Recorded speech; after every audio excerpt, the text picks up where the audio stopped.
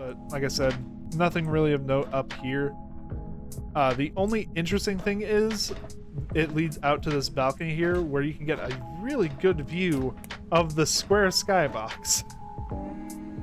Phasmophobia devs, I love you, but you can't give us a view and expect us not to look at it. But I'm sorry, I'm being harsh to the devs. They really made a very good game. But how's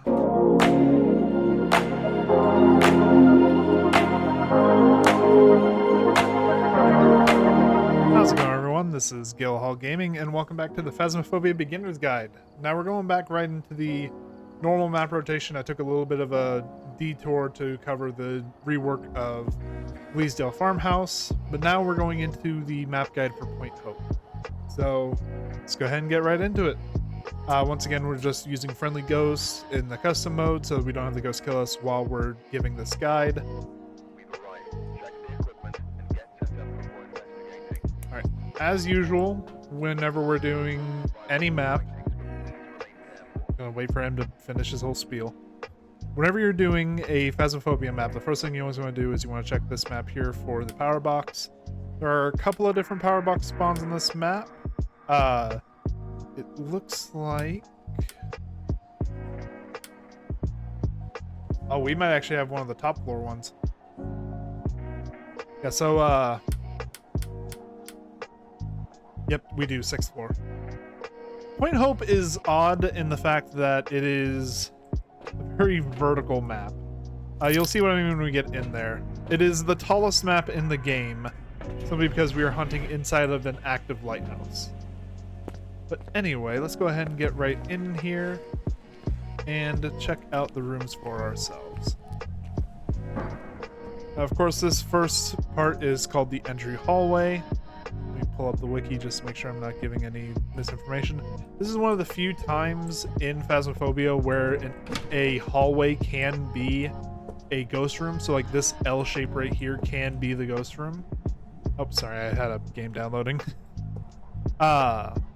So just bear that in mind. You do want to check for temperatures in here. This has quite a few interactables in it, these glass orbs in particular. So keep an eye out for those moving around, and these like picture frames getting thrown. There is also a very small hiding spot you can use back here, this little closet. Be aware that the ghost may check in here, though it's not guaranteed. Beyond that, though, just a decent spot to check for polters. There's no cursed items or anything like that. But yeah, that's really all there is to it with this one. I think we might actually have the ghost in this room. I heard that. But regardless, up next is the entry bathroom, which I believe this is also a bit of an odd room. No, it isn't. Okay. For some reason in my mind, I was thinking like this one couldn't be the ghost room. What can be said about this room that I haven't said for every other bathroom in Phasmophobia? Not very good for much other than trying to get dirty water. I mean, I've seen clips online of people using the shower as a hiding spot. For some reason it is slightly bugged. The ghost won't see you through the glass, at least as far as I'm aware. Although that could be incorrect because it just threw a bottle at me. But beyond that, like I said, you can get dirty water in the sink here. You can have EMF interactions by it turning on the shower.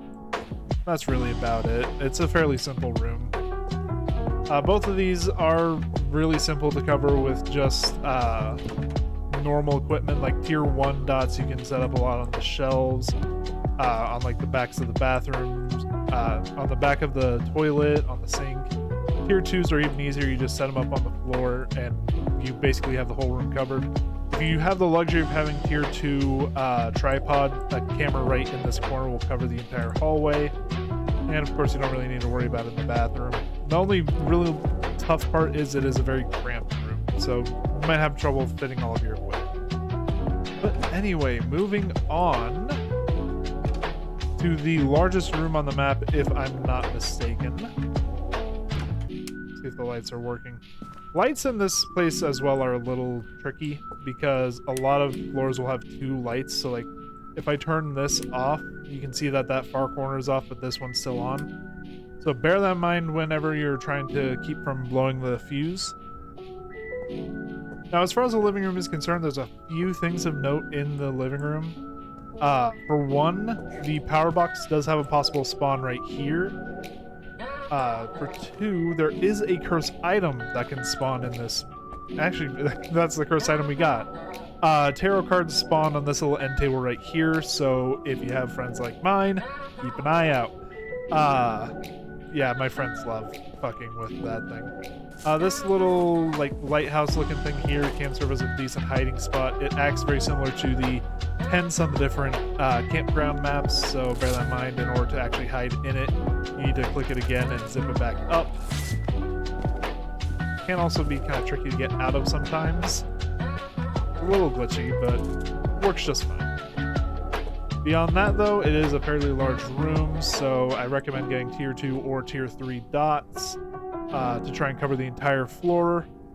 Tier 2 tripods are going to be very useful for just having a rotating camera, being able to check the entirety of the room all at once. There's a lot of interactables in here, so you can very easily get EMF if you're looking for a ghost of that sort. But I would recommend moving some things out of the room if you're trying to get like a ghost box interaction, because ghost writing interaction.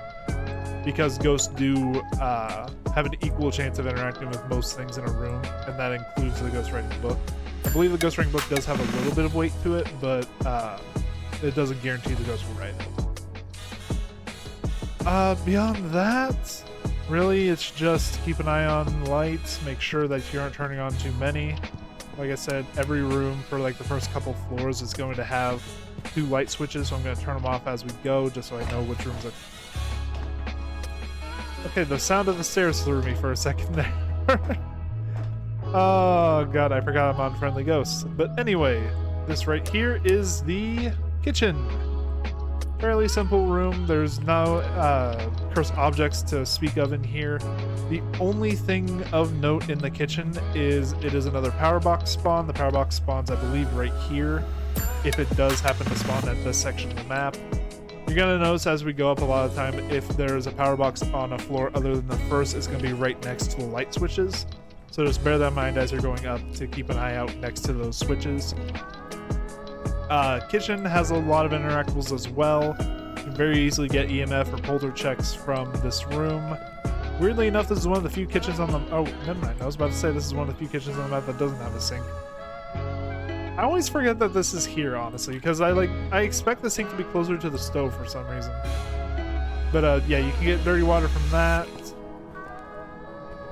Beyond that, there's nothing really. I will also say, I didn't go over it down here in the living room, but this central pillar in each of the rooms is okay at looping the ghost.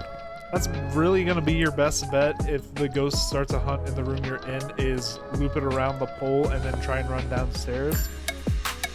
You gotta realize that Point Hope is a very dangerous map to be on just because it is so linear. The only way up and down between floors is the staircases. And there's like only one exit, one entrance to every room in this map. But anyway, turning off lights once more. Gonna head up to the 3rd floor. This is the dining room. Now, of course, I don't exactly see how people can... Like, this is a very small table. But, regardless, dining room has a few things of note. For one, the cursed mirror can spawn in this room. I believe it is... Yeah, it's across from the staircase. I believe it spawns over here leaning against this cabinet, if not a little further back at this cabinet. I could be wrong, but I believe that's where they spawn. As far as anything else in this room, a few interactables, more specifically these plates, these glasses. There's actually quite a few in here, so if you want to set up a polter check, this would probably be your best bet. There's some candles here. I believe you can light these with a fire starter. I could be wrong, though.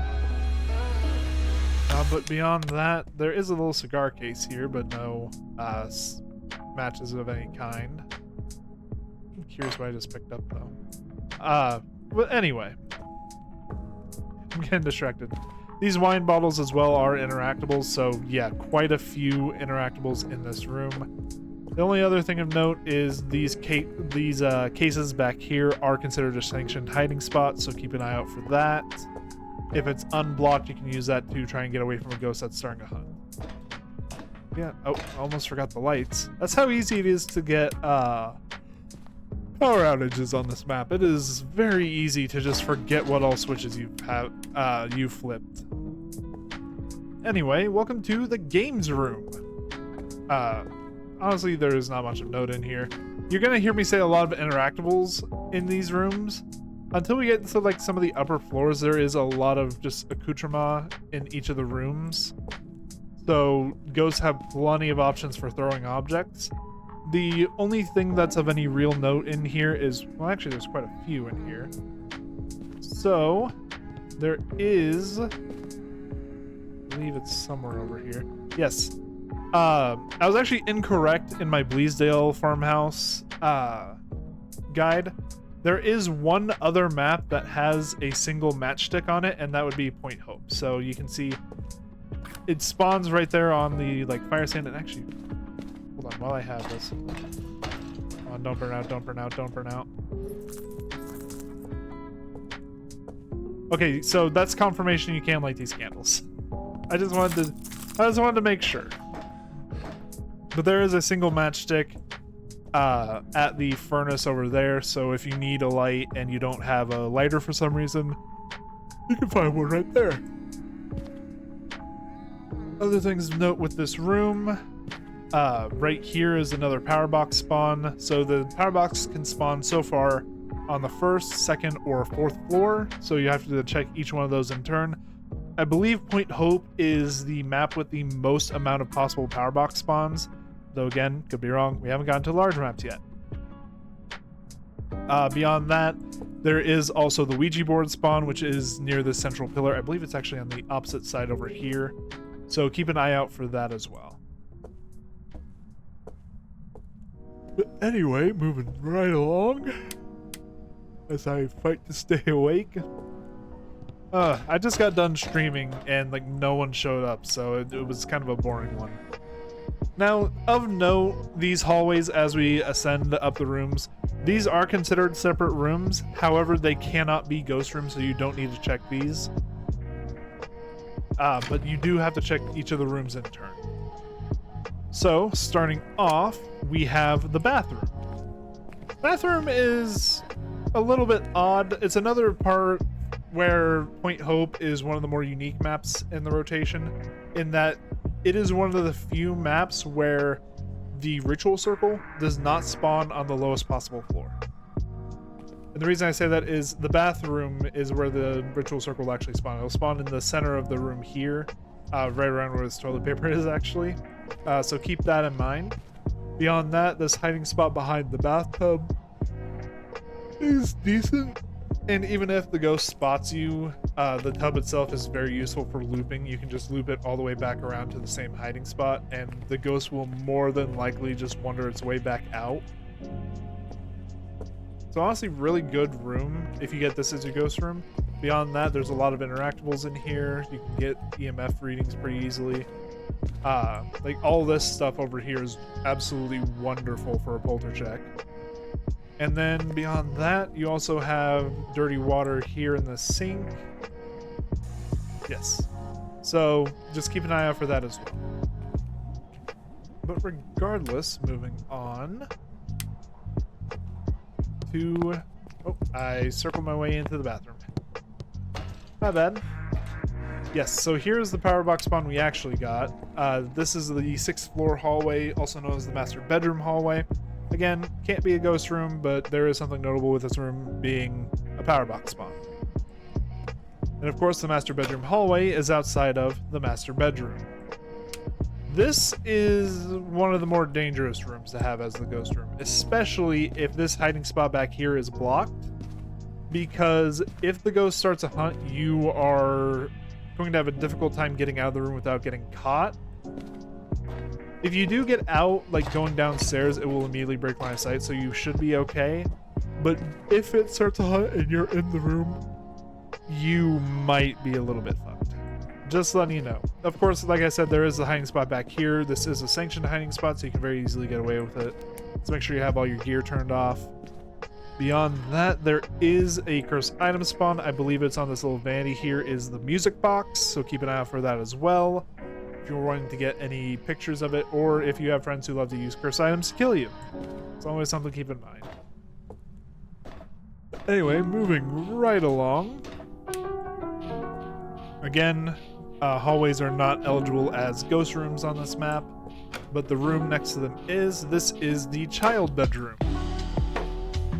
This is honestly even worse than trying to use the master bedroom, because you can use this closet as like a temporary hiding spot, but it takes a lot more effort to get into that than it does to go behind the vanity downstairs, or like the shade. So it is a lot more difficult to get into that hiding spot, and you are a lot more restricted in your movement in this room. So it is very difficult if the ghost starts a hunt to get away from the ghost. Now, of course, there's one other thing of note in this room, that being the fact that the voodoo doll spawns right here. So again, keep your eye out for that. That is not the last curse item, but there is a lot of curse items as you go up. I believe it has been every floor since the dining room. So like the tarot card spawn on the first floor, kitchen doesn't have anything, and then curse item every floor going up until you get to the 9th floor. So just bear that in mind. Ghost. Damn it. Alright, anyway, turning lights back off so it doesn't kick the breaker. I don't think it kicked the breaker by turning on lights, but regardless. Like I said though, keep an eye out for any curse items on your way up. You are probably going to have to check quite a few rooms before you find the ghost room. And that's also part of the reason why this map is dangerous, because some of the power box spawns are up higher than the others, and that just leads to more danger, just because if the power box shuts off, you have to go through a lot of darkness in order to turn it back on again, and that's going to drain your sanity very fast. So if you're going to this map, bring sanity pills. Like, that's just good advice in general, but especially if you're coming here. What was that? Alright, anyway. Up here we have the maintenance room. Of course, as always, ton of interactables. There's like little gears and gizmos everywhere. You can very easily get ghost interactions up here just by setting up a little pile for the ghosts. God, I'm gonna take a nap after this. I'm sorry for yawning so much. Only real thing of note is, of course, we have some hiding spots. These lockers, so long as they are not filled, will be considered sanctioned hiding spots. So you can easily get into one and slam it shut. You can even see outside a little bit to see if the ghost is coming towards you. Beyond that, though, on this table is the final curse item, that being the monkey's paw. So bear that in mind. And finally, we get to ascend to, I believe, the last room. Well, not quite the last room, but close to the last room. This is the lantern room bottom. Now, of course, this map is so big that it requires multiple floors for a single room. Nothing really of note here. I still am very curious what like this thing is. I'm assuming it's like an Easter egg with the map, so I'm gonna have to do some looking into that later. If I ever figure out what it is, I will do a map to address the Easter egg and tell you guys how to solve it. But beyond that, there is really nothing of note in here. There's not even any hiding spots, so if the ghost starts hunting, get to a different floor. That's all the advice I can give you. And of course, there's also the lantern room top up here, but it is really more of a hallway. In fact, it can still be ghost room according to the wiki. I assume it's considered the same ghost room as the downstairs lantern room, so I would still check both just to be safe, but like I said, nothing really of note up here. The only interesting thing is it leads out to this balcony here where you can get a really good view of the square skybox. Phasmophobia devs, I love you, but you can't give us a view and expect us not to look at it. But, I'm sorry, I'm being harsh to the devs. They really made a very good game. But, yeah. And a very good map. I really love the look of Point Hope. Like, you even have a little bit of, like, the highway modeled as you go back out. Like, you can see where we came from to get here. We're on, like, a little peninsula. It's just really cool. Like, really cool vibes with the whole haunted White House. Especially with, like, all the sailor stories you get. But, regardless, I believe that's going to wrap things up for me, ladies and gentlemen. If you enjoyed this episode, please leave a like, leave a comment, subscribe. Go check out some of my other videos. I have a ton of content on Phasmophobia, including multiple beginner's guides, whether you just want a specific map guide or if you're trying to learn how to play the game for the first time and want to know how each of the pieces of equipment work, what I recommend you upgrade, the general feel of a hunt. I have all of that and more in the Phasmophobia Beginner's Guide series. Or if you're wanting to see me go hunting ghosts myself, you can go check out my other series. I have the Phasmophobia with Friends series, which is me hunting in multiplayer with some of my friends, where it's a lot more chaotic, a lot more fun. There's a lot more laughs, a lot more jokes, a lot more cursing, if I'm being honest. Just because we do kill each other a lot with the cursed items. And then, if you're wanting to see just a standard hunt, see my method of going about hunting, you can also check out the Phasmophobia Freelancer series, which is where I do 3 hunts on each map in turn, going 2 in intermediate, 1 on advanced, or 1 on professional, to show off my method of hunting, how I figure out what ghost is what, and basically just show you guys how I play Phasmophobia. But regardless, thank you all so much for watching this episode. Have a good day, everyone.